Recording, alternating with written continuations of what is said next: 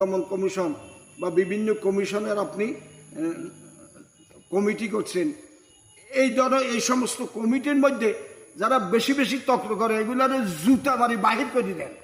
আপনি আপনার ক্ষমতা আছে, আপনি যেটা সঠিক জনগণ উপকৃত হবে, জনগণের জন্য ভালো হবে, আপনি নিজেই বলবেন। যেটি তক্র করবে এক পাগল রাখবেন, পুলিশের একটু পাগল আসে না বলে এটারে 3টা লাঠি দিয়ে বাহির করে দিয়ে এই জালিমেরা ক্ষতি করে।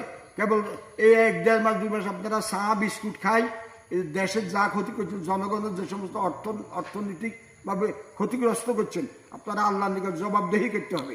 যেটা হক সত্য, জনগণ উপকৃত হবে, দেশ উপকৃত হবে।